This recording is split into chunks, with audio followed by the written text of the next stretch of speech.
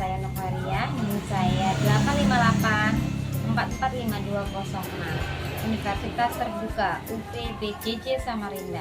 Di sini saya akan melakukan praktikum IPA yang berjudul tentang sifat-sifat cahaya, yaitu percobaan pemantulan cahaya. Alat dan bahannya meliputi yang pertama ada cermin datar, yang kedua cermin cekung, yang ketiga cermin cembung, terus ada penggaris, ada senter, ada laser, ada sisir dan klip, terus ada korek, ada lilin, dan ada alat tulis. Oke, percobaan pertama yang akan saya lakukan adalah pemantulan cahaya pada cermin. Langkah pertama, kita akan melakukan pemantulan cahaya menggunakan celah cahaya tanpa adanya cermin datar, di mana di sini saya menggunakan sisir sebagai celah cahaya. Kemudian senter sudah kita nyalakan. Cahaya senter menembus celah cahaya dan kita di sini tidak ada pemantulan dari cermin karena kita tidak menggunakan cermin, dan pemantulan cahaya hanya dari celah cahaya sehingga tidak menghasilkan sudut pemantulan. 3. Langkah kedua, kita akan melakukan percobaan di mana senter kita nyalakan dan ada menggunakan cermin datar. Cermin celah cahaya dan senter pada posisi sejajar. Di sini senter dan cahaya memiliki jarak sekitar 10 cm, sedangkan jarak celah cahaya pada cermin sekitar 15 cm. Di sini kita dapat lihat cahaya menembus celah cahaya dan menuju cermin, sehingga cahaya memantul searah dengan cahaya yang datang dari senter.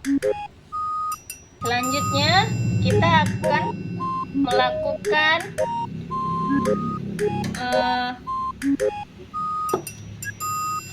percobaan menggunakan cermin datar, busur, dan cahaya.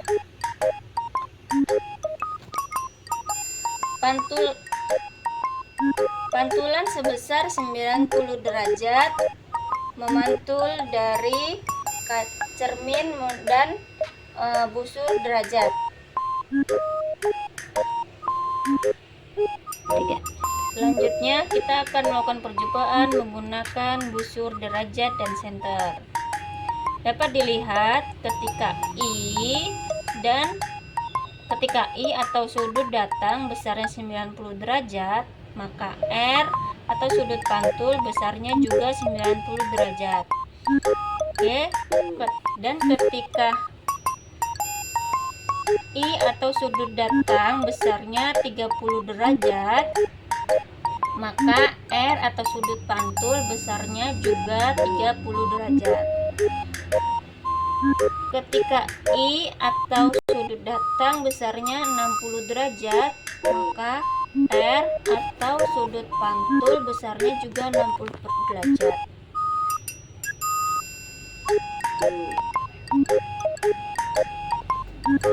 Lepaskan dirimu, fokus ke situ, ininya lari kemana-mana. Aku juga sambil lirik-lirik, makanya dia lari. Selanjutnya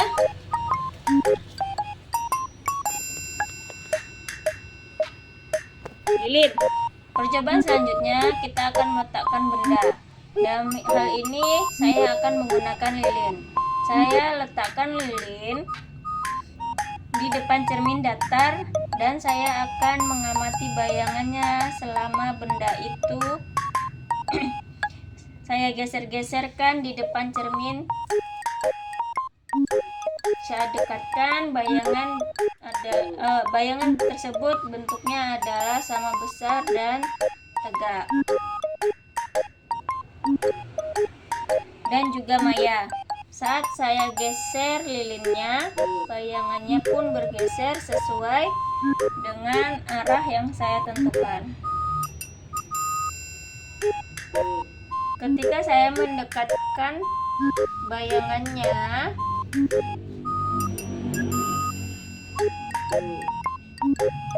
bayangannya juga ikut mendekat. Ketika saya jauhkan, bayangannya juga ikut menjauh.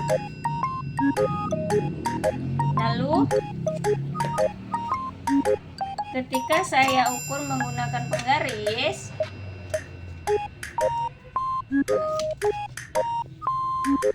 jarak antara cermin dan lilin sama dengan jarak antara bayangan dan cermin. Jadi bayangan pada cermin datar adalah maya dan tegak.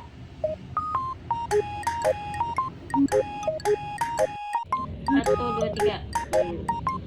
Percobaan kedua yaitu pemantulan cahaya pada cermin cembung.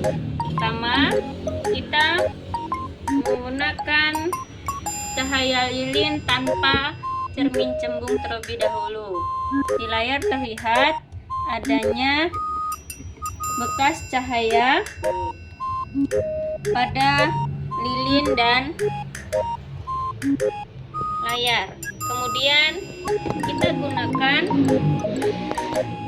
cermin cembung dan posisi dari layar kita rubah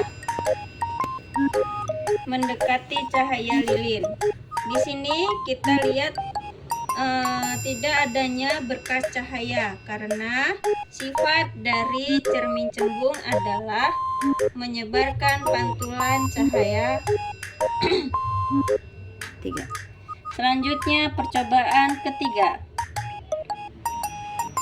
yakni pemantulan cahaya pada cermin cekung.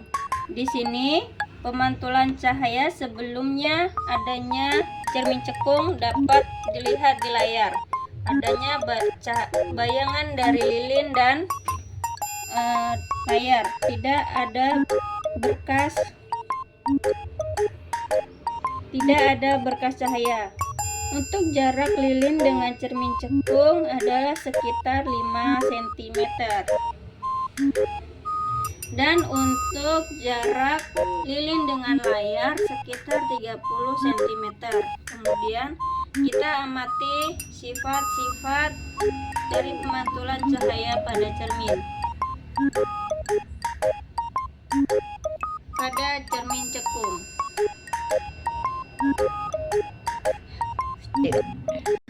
dapat kita lihat sifat-sifat bayangan yang dibentuk oleh cermin cekung. Bayangan bersifat nyata, tidak ditangkap pada layar.